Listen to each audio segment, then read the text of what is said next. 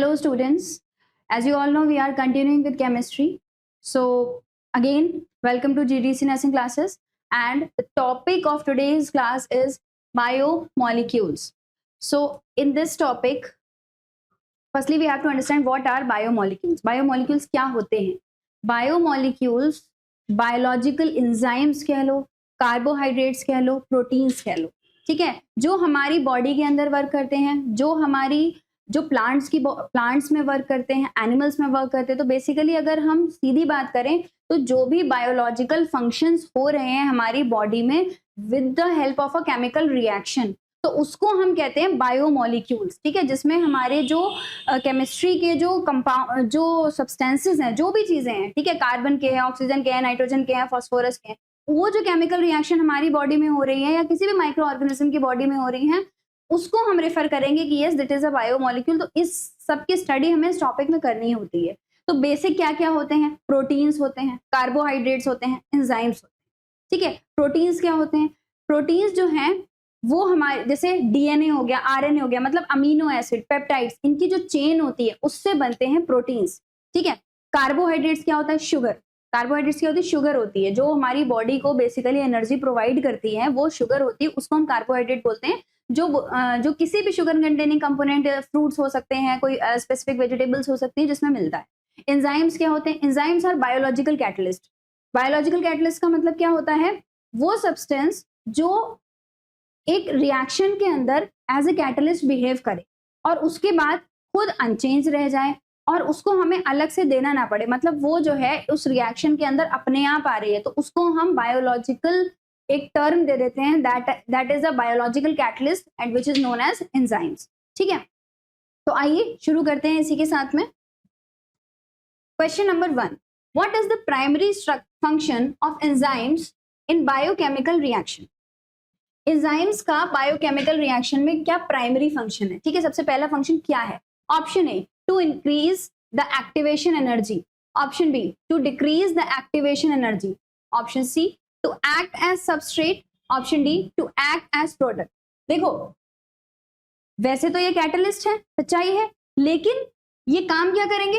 Enzyme जो है वो केमिकल रिएक्शन में जाता है, रिएक्शन की एक्टिवेशन एनर्जी को कम करता है. ठीक है, एक्टिवेशन एनर्जी को कम करता है और उसके बाद रिएक्शन को प्रोसीड करने में हेल्प करता है. एक्टिवेशन एनर्जी क्या होती है?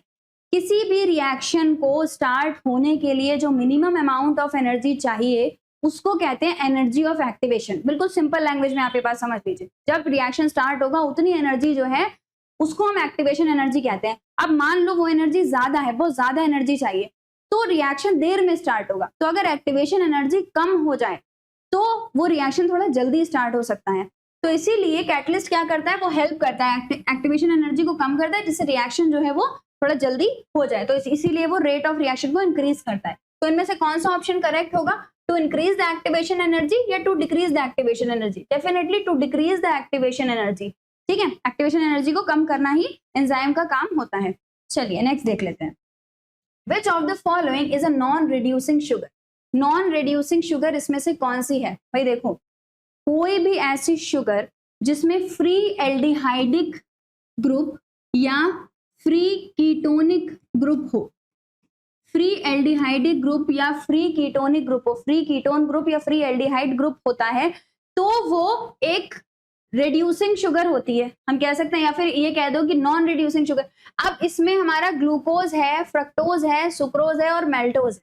आपको पता है ग्लूकोज जो है वो एक ओपन चेन स्ट्रक्चर है, फ्रक्टोज भी एक ओपन चेन स्ट्रक्चर है, C6H12O6 एंड C6H12O6. ठीक है, इसमें क्या प्रेजेंट होता है? इसमें एल्डिहाइड प्रेजेंट होता है. इसमें क्या प्रेजेंट होता है? इसमें कीटोन प्रेजेंट होता है.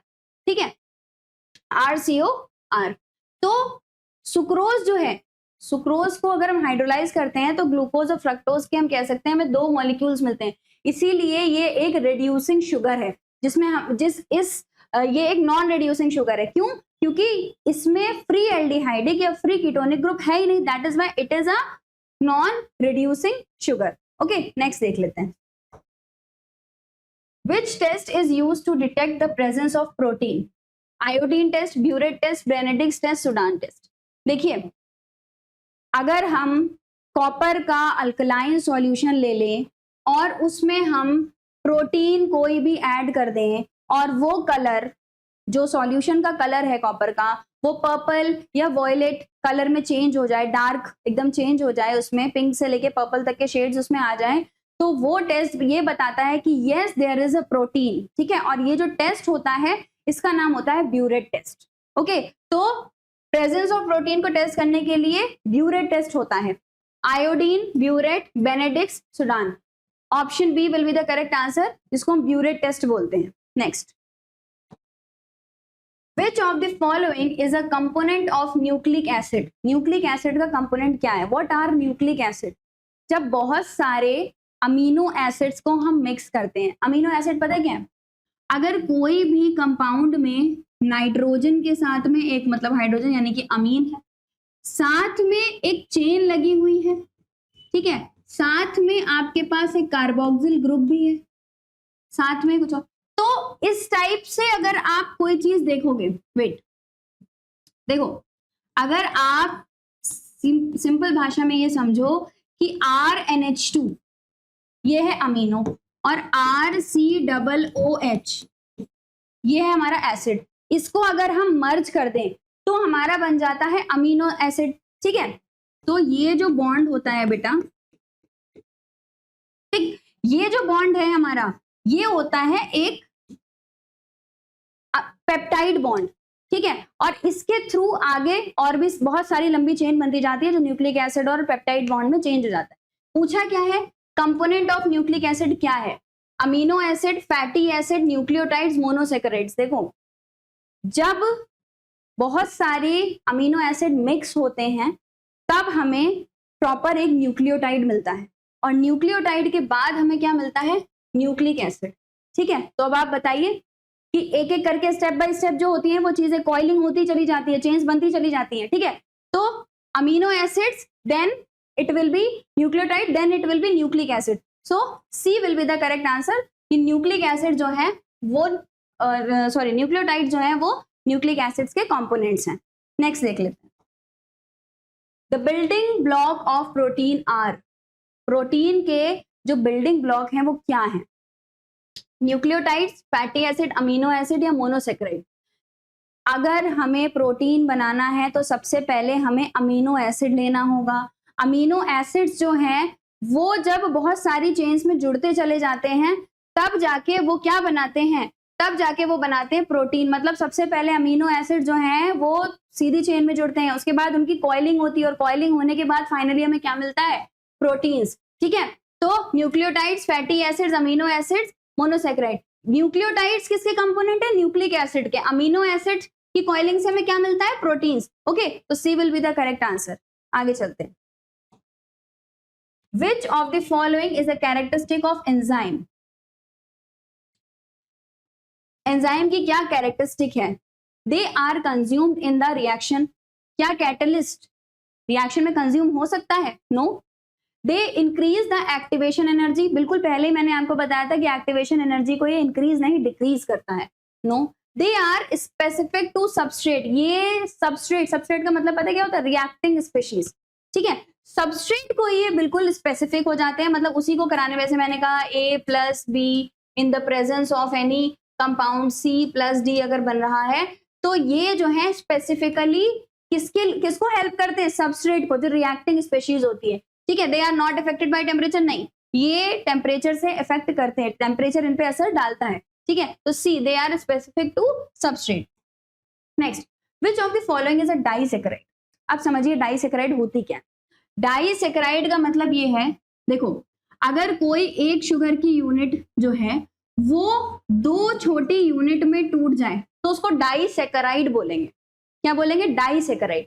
अगर मान लो कोई शुगर की सबसे छोटी यूनिट है, जैसे कि ग्लूकोज हो गया, फ्रक्टोज हो गया, वो तो उससे भी छोटी यूनिट में टूट नहीं सकता, तो वो मोनोसेकेराइड होता है। ऐसे ही पॉलीसेकेराइड्स होते हैं, जो अगर हाइड्रोलिसिस करवाया जाए तो एक साथ बहुत सारी छोटी छोटी यूनिट्स में टूट जाते हैं शुगर की, उसको हम पॉलीसेकेराइड्स बोलते हैं। ठीक है, क्वेश्चन क्या पूछ रहा है? विच of the following is disaccharide? Glucose, fructose, sucrose, galactose. Glucose क्या होता है? C6H12O6। फ्रक्टोज का फॉर्मूला भी यही है, लेकिन ग्लूकोज और फ्रक्टोज में क्या डिफरेंस है, इसमें एक एल्डिहाइडिक ग्रुप होता है और इसमें एक कीटोनिक ग्रुप होता है, ठीक है। सुक्रोज क्या है, जब सुक्रोज का हाइड्रोलिसिस करवाते हैं, शुगर का हाइड्रोलिसिस कराते हैं, C11H22 एंड O12, ठीक है, C12H22O11, वेट, C12H22O11, इसका जब हाइड्रोलिसिस होता है तब हम क्या बनाते हैं, C6H12O6 प्लस C6H12O6, ये ग्लूकोज और फ्रक्टोज बनते हैं। मतलब ऐसी ये शुगर है जो दो छोटे छोटे फ्रेगमेंट्स में टूट रही है, उसको हम सुक्रोज बोलते हैं। It is a disaccharide. Okay, galactose क्या है, अगर ग्लूकोज को उसके चौथे कार्बन की साइड से घुमा दिया जाए तो वो गैलेक्टोज बन जाता है, वो एक एपिमर होता है, ठीक है। वो कोई भी अगर हम बोले डाइसैकेराइड तो it is not a disaccharide, it is again a monosaccharide जिसका मॉलिक्यूलर फॉर्मूला सेम होता है। Next, Which of the following lipids are commonly found in biological membrane? Biological membrane में कौन से lipids हमें मिलते हैं? Triglycerides, phospholipids, steroids, waxes. देखो, अगर हमसे कह दिया जाए इन found in biological membrane, biological membrane में कौन से लिपिड्स मिलते हैं, तो देखो बायोलॉजिकल जो मेम्ब्रेन्स होती हैं उसके लिए एक सबसे वेल नोन जो हमारा कंपाउंड है दैट इज फॉस्फोलिपिड्स, ठीक है। क्या होता है, अगर हम बात करें स्टोरेज ऑफ एनर्जी, तो लिपिड्स क्या काम करते हैं, स्टोरेज ऑफ एनर्जी पे काम करते हैं लिपिड्स, ठीक है। इनकी जो मेम्ब्रेन है, बेसिकली जो मेम्ब्रेन है उस पे जो सबसे इंपॉर्टेंट कंपोनेंट है उसका हम नाम रखते हैं phospholipid. Which of the following are commonly found in biological membrane? Biological membrane में हमें कौन से मिलते हैं, फॉस्फोलिपिड्स मिलते हैं, वो है जो स्टोरेज ऑफ एनर्जी का काम करते हैं, ठीक है।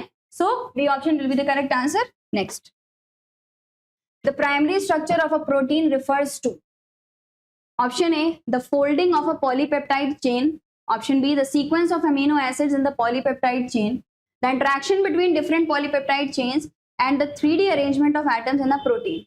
प्रोटीन कैसे बनता है, अभी मैंने आपको बताया अमीनो एसिड जब लाइन से लगते चले जाएंगे तब एक, भाई अमीनो एसिड मिलते चले जाएंगे तभी तो वो एक पेप्टाइड चेन बनाएंगे, और जब पेप्टाइड चेन बनाएंगे तो उसमें जब और चेन्स ऐड होंगी तब हम उसे कहेंगे पॉलीपेप्टाइड चेन, जिसको हम काउंट नहीं कर रहे हैं, ठीक है। तो जब अमीनो एसिड्स मिक्स होते चले जाएंगे कौन से बॉन्ड के साथ, ठीक है, RCONH वटेवर, यहाँ पर हमारे जो भी बॉन्ड्स हैं वो, मतलब R को अगर आप नीचे लगा दोगे तो R कुछ भी हो सकता है, it can be CH3, it can be anything. तो ये जो बॉन्ड है ना हमारा पेप्टाइड बॉन्ड, इस बॉन्ड से एक के बाद एक, एक के बाद एक, एक के बाद एक बहुत सारे अमीनो एसिड्स मिलते चले जाएंगे और उसको फिर हम बोलेंगे कि now it is a protein, जिसकी कॉइलिंग के बाद हम उसे प्रोटीन कहते हैं। तो इनमें से कौन सा ऑप्शन करेक्ट हो सकता है, the folding of a polypeptide chain, the sequence of amino acid in the poly, जब अमीनो एसिड्स मिक्स होते हैं बहुत सारी पेप्टाइड बॉन्ड के साथ तब बनता है क्या, प्रोटीन। तो sequence of amino acids in the polypeptide chain. Next, which of the following is a energy currency of the cell? DNA, RNA, ATP, NADH। भाई देखो, DNA और RNA जो हैं वो जेनेटिक ट्रांसफर का काम करते हैं, ठीक है, जेनेटिक ट्रांसफर का और जेनेटिक स्टोरेज का काम करते हैं, ठीक है। इनका काम ये नहीं है कि ये एनर्जी प्रोवाइड करे, ठीक है। ATP जो है that is the energy currency of the cell. Adenosine triphosphate ये सेल को एनर्जी प्रोवाइड करती है, ठीक है, ये सेल को एनर्जी प्रोवाइड करती है, that is why C will be the correct answer. Okay, NADH क्या करता है, NADH जो है वो भी जेनेटिक ट्रांसफर का काम करता है, ठीक है, लेकिन ATP जो है it is the energy currency of a cell, यहां सेल की बात हो रही है। Next, which of the following is the main source of energy for most organism? Main source of energy, इतने लिविंग ऑर्गेनिजम्स हैं उसमें मेन सोर्स ऑफ एनर्जी किसकी है? It's very simple to understand. अगर कभी भी किसी को वीकनेस लग रही होती है तो सबसे पहले क्या दिया जाता है, that is a glucose, that we say, ठीक है, ड्रिप लगवा दो। तो सबसे ज्यादा जो एनर्जी है वो शुगर के कंटेंट में है, ठीक है। तो शुगर से बहुत जल्दी इंस्टेंट एनर्जी, मतलब इंस्टेंट एनर्जी भी मिलती है, और एनर्जी का काम हमारी बॉडी में करता है कौन? शुगर काम करता है। सारे फ्रूट्स काम करते हैं, जो भी वेजिटेबल्स ऐसी हैं जिसमें शुगर है वो काम करते हैं। तो ऑप्शन क्या हो सकता है? Protein, carbohydrate, nucleic acid, lipid. Carbohydrate, carbohydrate आपने बहुत सुना होगा, हर एक स्वीट कंपोनेंट में मोस्टली क्या होता है? कार्बोहाइड्रेट। तो एनर्जी स्टोरेज का काम कौन करता है? एनर्जी का मेन सोर्स क्या है? कार्बोहाइड्रेट। ठीक है। Next, the polymer of glucose. Glucose का पॉलीमर क्या है? अगर कोई सब्सटेंस को स्ट्रांगली हीट कर दिया जाए, या फिर उस पर कोई भी ऐसा प्रोसेस लगाया जाए कि उसकी बहुत ढेर सारी चेन बने, जैसे मान लो ये ए है, ठीक है, ए को अगर मैं हीट कर दूं या कोई भी एक्सटर्नल प्रोसेस लगाऊं, तो ए अपने कुछ बॉन्ड्स को ब्रेक करके चेन बनाता चला जाए, बहुत लंबी चेन बनाता चला जाए, तो उसको क्या बोलते हैं? Polymer, and that is known as polymerisation. ठीक है। पूछा क्या है हमसे? पॉलीमर ऑफ ग्लूकोज क्या है? बेटा जब ग्लूकोज के एक के बाद एक यूनिट जुड़ने लगती हैं, कैसे फॉर्म में जुड़ती हैं? ग्लूकोज जो है वो अपने रिंग फॉर्म में जाके एक के बाद एक स्ट्रक्चर्स के साथ जुड़ता है, और जुड़ने के बाद हमें क्या देता है? सी।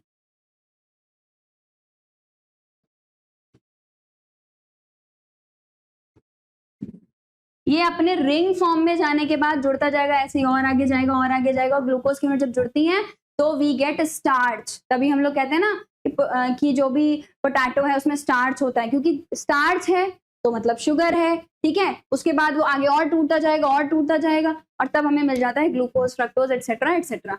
तो the polymer of glucose is starch. Okay. Next, what is the function of DNA? DNA का क्या फंक्शन है? अभी मैंने आपको बताया था डीएनए और आरएनए का क्या फंक्शन है। डीएनए का फंक्शन होता है जेनेटिक, जो भी चीजें हैं, जेनेटिक जो ट्रांसफॉर्मेशन है उसको स्टोर करना। ठीक है। तो to store genetic information, to store energy, to assist cell division, to transport material. DNA का जो मेन फंक्शन होता है वो होता है जेनेटिक इंफॉर्मेशन को स्टोर करके रखना। ठीक है। आपने बहुत जगह सुना होगा डीएनए टेस्ट एटसेट्रा एटसेट्रा, क्योंकि वो जीन्स के बारे में बताता है। Okay, so A will be the correct answer. Next, which of the following is the function of lipid? Lipid का क्या फंक्शन है? अभी मैंने आपको बताया कि लिपिड्स जो होते हैं वो एनर्जी को स्टोर करने का काम करते हैं। जैसे कार्बोहाइड्रेट जो होते हैं वो मेन सोर्स ऑफ एनर्जी है, वैसे लिपिड्स जो हैं वो एनर्जी स्टोर करने का काम करते हैं। ठीक है।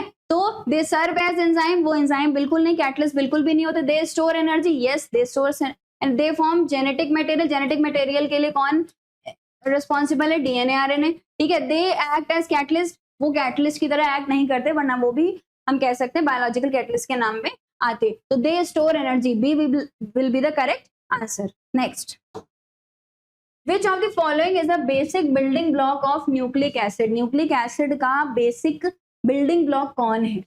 Amino acid, fatty acid, nucleotides, monosaccharides. अभी मैंने आपको बताया था प्रोटीन्स, ये बात आप ध्यान रखिए, प्रोटीन्स का बिल्डिंग ब्लॉक होता है अमीनो एसिड, और न्यूक्लिक एसिड का जो जो बिल्डिंग ब्लॉक होता है इट इज अ न्यूक्लियोटाइड। ठीक है। ये एक न्यूक्लियोटाइड होता है। So which will be the correct answer? भाई अमीनो एसिड तो प्रोटीन्स का हो गया, फैटी एसिड्स तो वैसे भी इस चीज में काम नहीं करते। न्यूक्लियोटाइड्स, न्यूक्लिक एसिड्स का जो बिल्डिंग ब्लॉक है वो न्यूक्लियोटाइड है। मोनोसेकेराइड्स क्या होता है? ये तो बिल्कुल कार्बोहाइड्रेट्स में आ गए। ठीक है। Next, which of the following lipids is found in the cell membrane? Cell membrane में कौन से लिपिड? अभी हमने बिल्कुल पढ़ा था कि जो आउटर मेम्ब्रेन होती है उसमें लिपिड कौन से? एनर्जी स्टोरेज का काम कौन करता है? एनर्जी स्टोरेज का काम करते हैं फॉस्फोलिपिड्स। ओके, तो B will be the correct answer. Next, what type of bond is present between two amino acid? अगर कोई भी अमीनो एसिड है, ये रहा अमीनो ग्रुप, ठीक है, और यहां पे हम कह सकते हैं ये सीओ ग्रुप किसका है? एसिड का। अगर एक कंपाउंड में बेटा COH लगा है, ठीक है, और इधर की तरफ NH2 लगा हुआ है, ठीक, और आगे इसकी पूरी चेन है एटसेट्रा। तो देखिए OH from this side and H from this side will be extracted, और जब ऐसा होगा तो C के साथ में NH लग जाएगा, ठीक, और इधर की तरफ चेंज। तो ये जो बॉन्ड हमारा बीच में बन रहा है with the loss of the water molecule, पानी के मॉलिक्यूल के निकलने के बाद OH from this side and H, एक H पॉजिटिव यहां से निकलेगा, और ये CONH का जो बॉन्ड हमारे पास बन रहा है, this is known as peptide bond. Okay, आप पूछ रहे हैं कि दो अमीनो एसिड के बीच में कौन सा बॉन्ड होता है? भाई हाइड्रोजन बॉन्ड तो बिल्कुल भी नहीं होता है, क्योंकि वो तो एक इलेक्ट्रोनेगेटिव एलिमेंट और हाइड्रोजन के खाली ऑर्बिटल के बीच में होता है। आयोनिक बॉन्ड क्या होता है? आयोनिक बॉन्ड तो दो, एक मेटल और एक नॉन मेटल के बीच में होता है, हम कह सकते हैं। पेप्टाइड बॉन्ड, इसी को हम इतनी देर से पढ़ रहे हैं, what is this? Peptide bond. तो C will be the correct answer, जो एक अमीनो एसिड के बीच में प्रेजेंट होता है। Next, which of the following is not a protein function? Protein का कौन सा फंक्शन नहीं है? Enzyme catalysis, transport of molecule, energy storage, structural support. अभी मैंने बताया एनर्जी स्टोरेज का काम कौन करता है? लिपिड्स, ठीक है। फॉस्फोलिपिड्स क्या करते हैं? एनर्जी स्टोरेज का काम करते हैं। तो फिर क्या नहीं होगा? It's very simple. अगर आपको क्वेश्चन में ये पता है कि, अगर आपको नॉलेज है कि किसका वर्क है क्या एक्चुअली में, तभी आप उसमें आंसर कर पाओगे कि कौन सा काम नहीं है। क्योंकि अगर हमें प्रॉपर नॉलेज नहीं होगी कि फॉस्फोलिपिड्स का काम क्या होता है, डीएनए का काम क्या होता है, आरएनए का काम क्या होता है, तो फिर हम इसको आगे कैरी नहीं कर पाएंगे। ओके, तो C will be the correct answer. Energy storage जो है वो प्रोटीन का काम नहीं है। प्रोटीन का काम बाकी है, एंजाइम कैटालिसिस का काम है, ट्रांसपोर्ट ऑफ मॉलिक्यूल्स का काम भी प्रोटीन्स का है, ठीक है। स्ट्रक्चरल सपोर्ट जो देने की बात आती है तो वो भी प्रोटीन का काम है, लेकिन एनर्जी स्टोरेज का काम किसका है? फॉस्फोलिपिड्स का। What is the role of ribosomes in protein synthesis? Ribosomes का क्या रोल होता है प्रोटीन सिंथेसिस? भाई देखो, राइबोसोम्स क्या है? राइबोसोम्स एक मीडिएटर है, ठीक है, जो प्रोटीन के सिंथेसिस में हेल्प करते हैं। अब इसमें रोल पूछा जा रहा है, to carry genetic information, to assemble amino acid into proteins, to transport protein to the cell membrane, to store energy for protein. देखो, जब प्रोटीन एक्चुअली में पेप्टाइड बॉन्ड बन रहे होते हैं, तो उसको बनाने का जो काम है, जो अमीनो एसिड्स को पेप्टाइड लिंकेज के थ्रू जुड़ने का, हाइड्रोजन बॉन्ड के थ्रू जुड़ने का, उसकी कॉइलिंग का जो काम है, वो कौन करता है? राइबोसोम करता है, ठीक है। तो to assemble amino acid into protein, proteins में अमीनो एसिड को असेंबल करने का काम किसका होता है? राइबोसोम का होता है, ठीक है।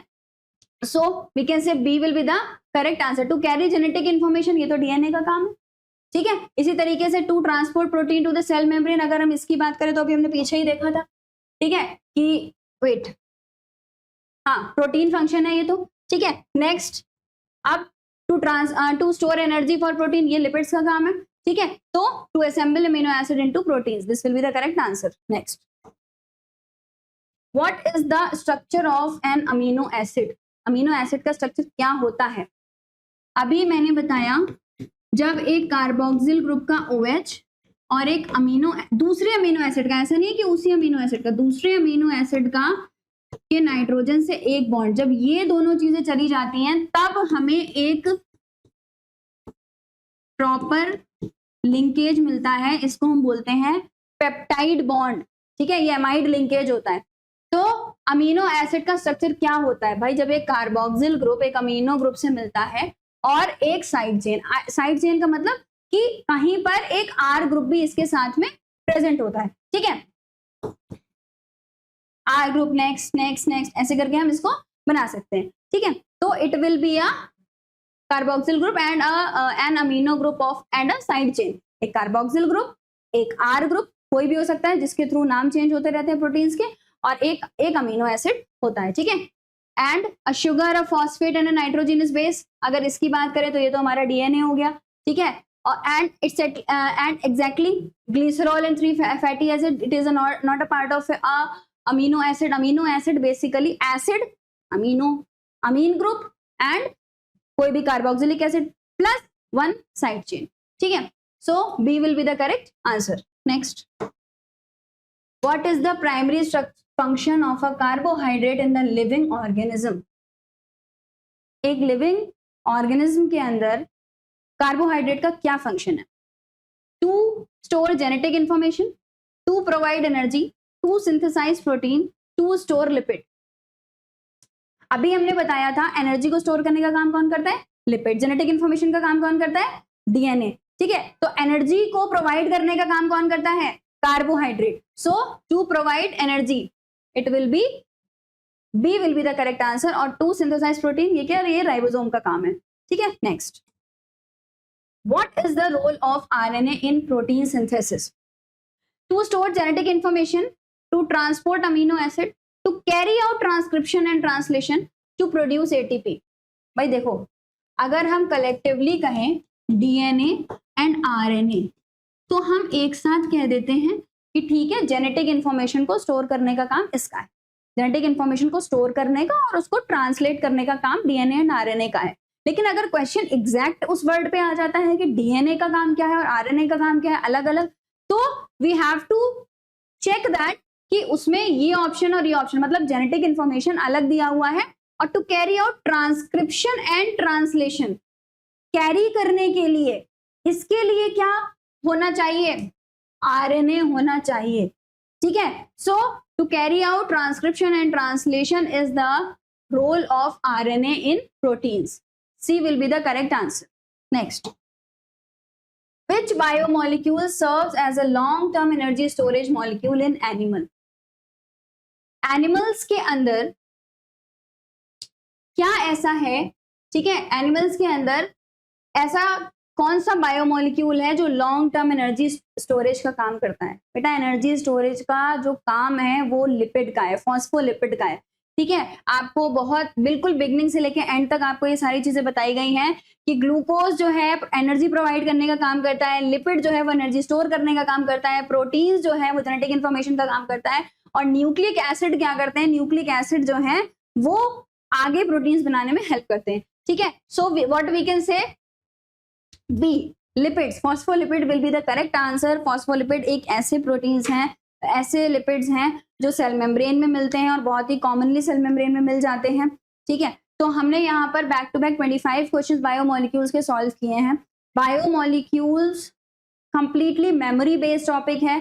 इसको हम जितना याद कर पाएंगे और जितना याद रख सकेंगे, ठीक है, उतना ही जो है वो हमारे लिए बेनिफिशियल हो सकता है. इसमें हमें कुछ कैलकुलेट नहीं करना है, चीजें एकदम एग्जैक्ट हैं. तो जितना हम इसको रीड करेंगे, जितना इसके ब्रेन मैप्स बना लेंगे, उतना हमारे लिए आसान हो जाएगा.